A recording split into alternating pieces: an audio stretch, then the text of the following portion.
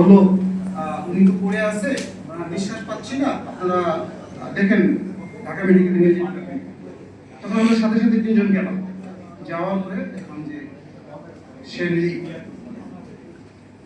আমরা গিয়ে পাইলাম তাকে, জুলিয়ার ছেলে জুলিয়ার ছেলে জুলিয়ার ছেলে না? জুলিয়ার ছেলেকে পাইলাম। আর হ্যাঁ, ওইখানে আরো যারা স্টাফ ছিল এবং মনে হয় তার সহকর্মী ছিল, আমাদের সহকর্মী ছিল।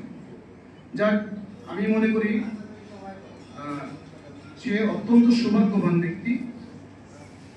দেখুন, মৃত্যুর কিছুক্ষণ আগেও আজাদ এবং টিটুর সাথে তার ছবি।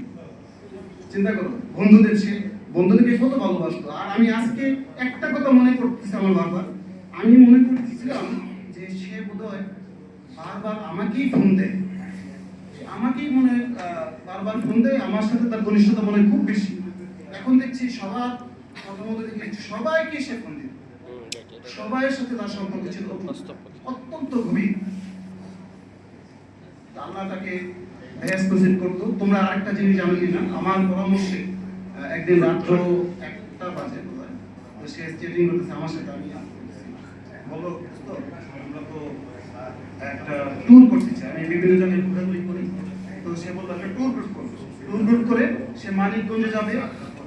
তোমরা এর জন্য কথাটা বলছি যে সবাই মাফ করে দিবা তাকে, যে ট্যুর গ্রুপের জন্য কয়েকজনের কাছ থেকে মনে হয় 1000 করে টাকা নিয়েছি ট্যুর করার জন্য, মানিকগঞ্জে ট্যুর করার জন্য। নাকি জানো জানো?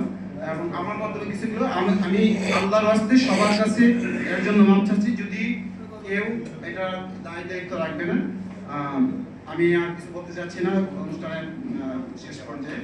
ধন্যবাদ।